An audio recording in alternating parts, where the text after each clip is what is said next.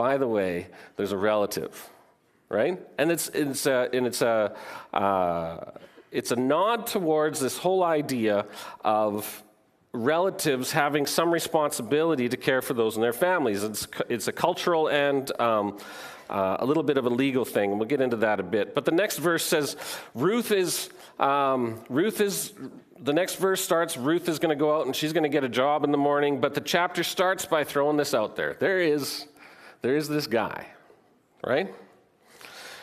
This whole idea of the kinsman redeemer, it's been explained a little bit already, but in Israelite society, there were provisions for people who found this provision for people when things happen like this. And in the story of Ruth, she basically proposes such an arrangement, such a marriage to Boaz. But the tension in the story is whether or not he accepts that responsibility to redeem his relative's dependents. It's not a cut and dry situation, though, as Boaz is not actually that close of a relative. And there are other aspects to the story, Boaz eventually having to be asked directly to be that kinsman redeemer. Thankfully, Chris gets to deal with that section of the passage next week. I don't have to. But he gets asked directly to do that, and then he agrees. Is there a love story there? I don't know. Maybe. It's a bit transactional at the same time.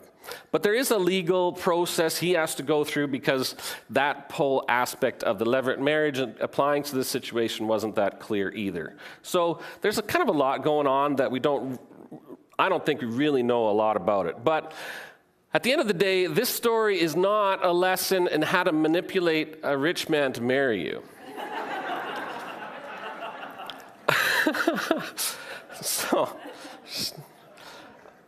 It's a story of fulfilling our responsibilities to each other, of caring for each other, of doing what it takes to survive, of integrating the outsider, of being people of character, of being kind to those you're not necessarily expected to, and God providing for all involved, and God using all of that as part of his story of redemption. So the harvest, they arrive at the beginning of the harvest. And for agrarian societies like this, they're governed by the rhythms of crop life. The beginning of harvest is significant. So arriving at that time is pretty relevant to this story. When the barley's ready, it's cut down with, I'm no farmer, this is literally research. When the barley's ready, it's cut down with hand sickles this is interesting, by the men, and then bundled into sheaves by the women. There's very clear roles in this whole endeavor. And then in this story, all these sheaves are brought to a threshing floor where the grain is loosened from the straw by crushing or beating it, and then winnowing, where it's literally tossed in the air with a fork and the wind blows the straw away.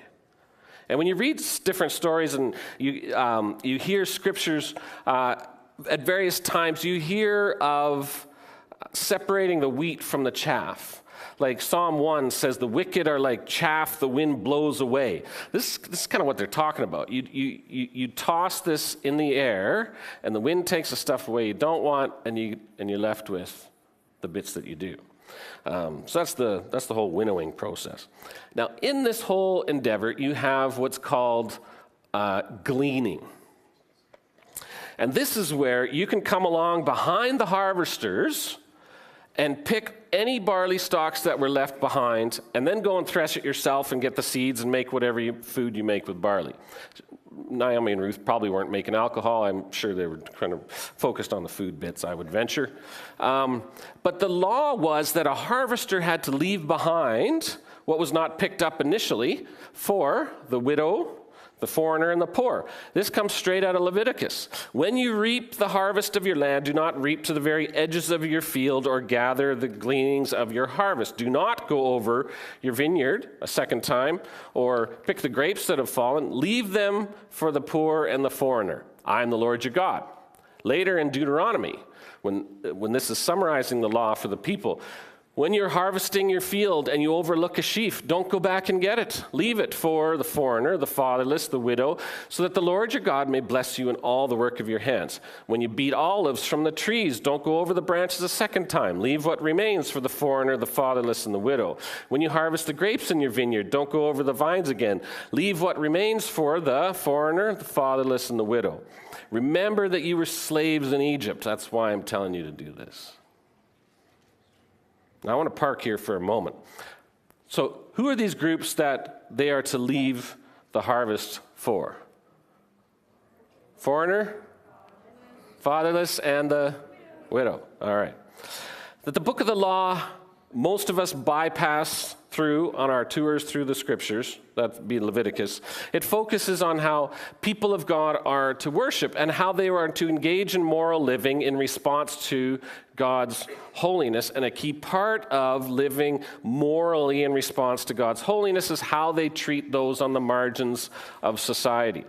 And so Leviticus and Moses, i.e. Deuteronomy, lay the responsibility for the care of the marginalized in society squarely at the feet of everyone.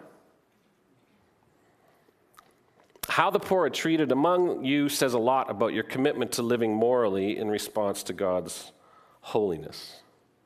Now, in our modern societies, a lot of this formal responsibility is taken over by the state or the government, which enables us potentially to remain oblivious to the realities of a lot of people amongst us.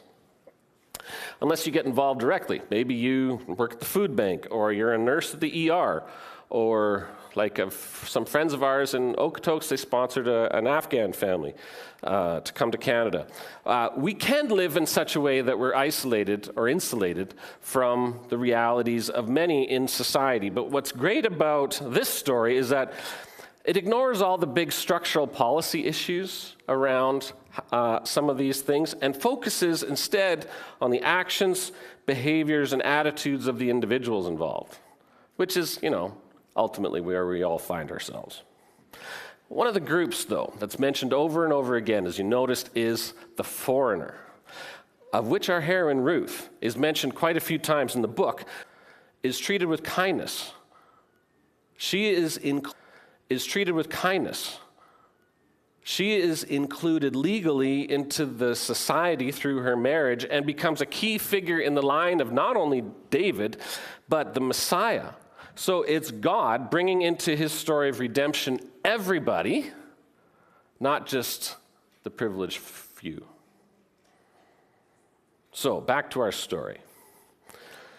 This is where Ruth finds herself in the field of Boaz. He notices her, he hears good things about her, welcomes her, and he goes so far as to ensure she is safe. Let's read it together. I don't have it on the screen, but you can find it wherever you have scriptures, or you can just listen.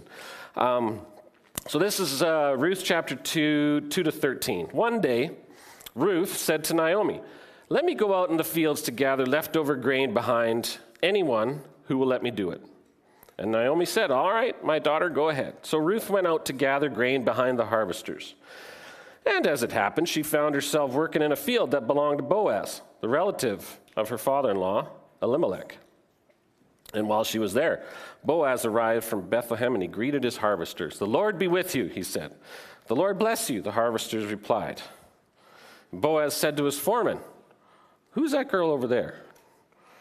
And the foreman replied, "She is the young woman from Moab who came back with Naomi. She asked me this morning if she could gather grain behind the harvesters. She's been hard at work ever since, except for a few minutes rest over there in a shelter."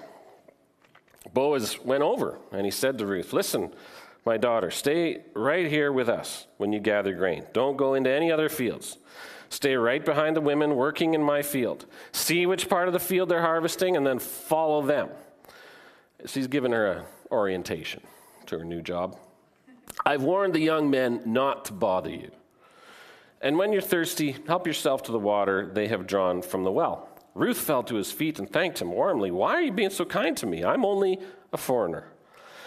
"Yes, I know," Boaz replied, "but I also know about the love and kindness you have shown your mother-in-law since the death of your husband. I have heard how you left your father and mother, your own land, to live here among complete strangers.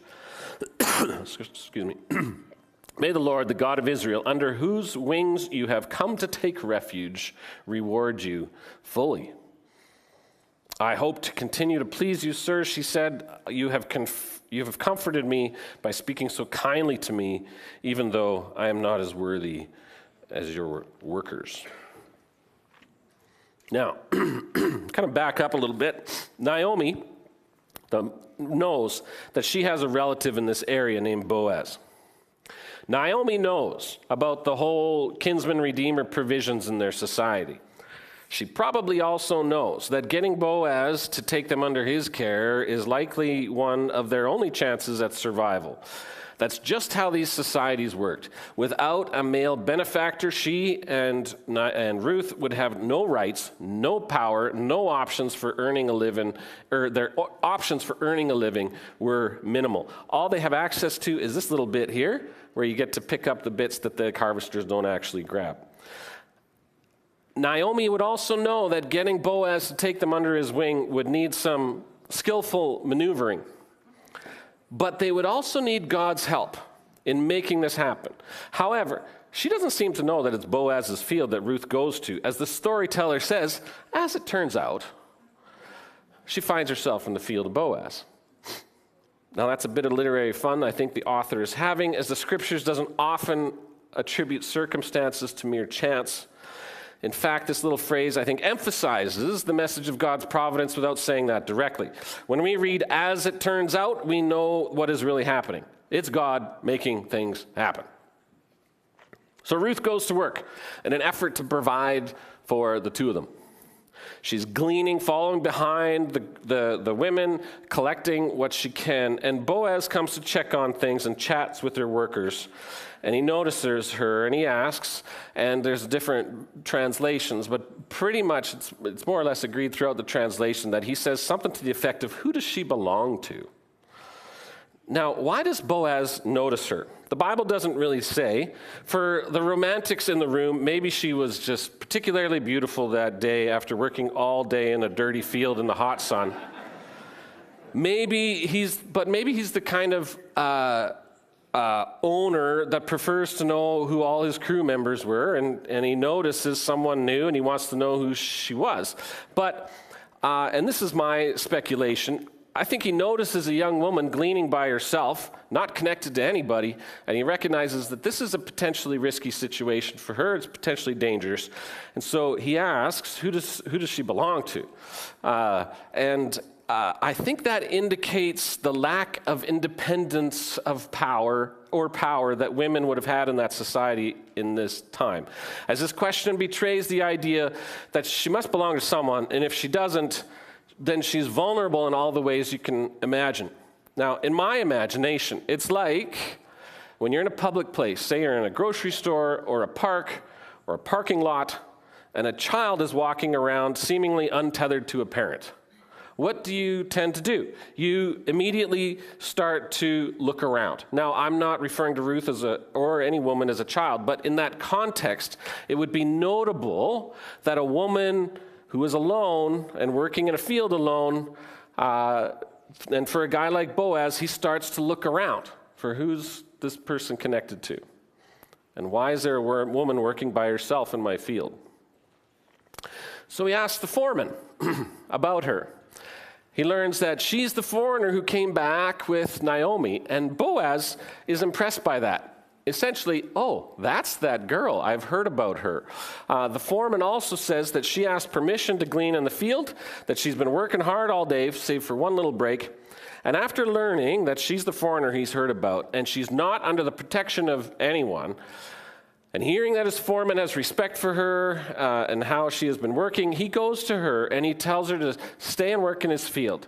He tells his men not to bother her. Some translations say don't touch her. Some say don't treat her roughly. And it bothers me that he had to tell the men not to do that. But there we are. And it brings, and essentially though, it brings her effectively under his responsibility and protection. And she asks, okay, how have I found favor with you? Why are you being so nice to me? And remember, as far as he has done so far, all he has done is based only on what he's heard about her and then just observed. And his response is that he's heard what she did for her mother-in-law. He respects the fact that she left her own mother and father and homeland and came to live in a place where she knows no one. He offers her an incredible blessing as a result, where he says, may the Lord repay you for what you've done. May he richly reward you. He anchors that blessing in a description of God that is very pertinent to her situation, the Lord under whose wings you have come to take refuge. And that's a common image in the scriptures of God protecting his own like a bird or a hen protects her young under its wings. And I wonder if he had any inkling at that moment that the wings providing that refuge would be his. That the answer to his prayer ends up being himself. But that's as far into the story as we get. That's as far as we go today. We save the rest for how he invites her into his world more. Naomi starts to conceive of how this might go. She's the ultimate sort of mastermind in this story. And I want to take the rest of our time today to consider what we might learn from just this little snippet of the story. There's a variety of lessons we can take from this little passage. So I want you to take a minute and go, okay, what have I learned so far from this passage? What would be a lesson for me that I've seen already? This is just a narrative.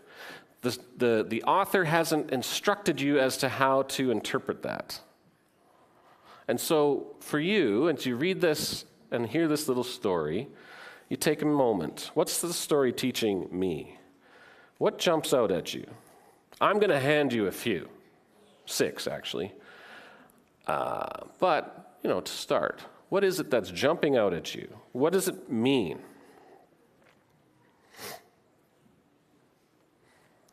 So I'll start with the first one.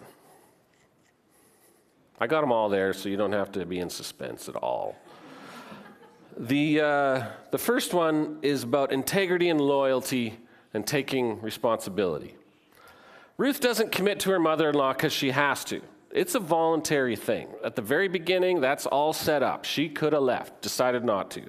And she doesn't sit around. She's a pretty industrious woman. She says, I'm going to go to the field. I'm going to pick whatever's left over grain so we can eat. And part of that commitment and sticking with Naomi is that she's going to have to do some work. And I think Naomi here is probably a bit depressive still and seems a little bit inactive. I'm not entirely sure why she doesn't go along. I don't know that. But that mood of hers lifts pretty quickly when she learns that Ruth has happened to win the favor of Boaz. There, she knows that's potentially one of their kinsman redeemers. Boaz as well. For his part, he takes responsibility as well. Initially for providing protection for someone he didn't have to.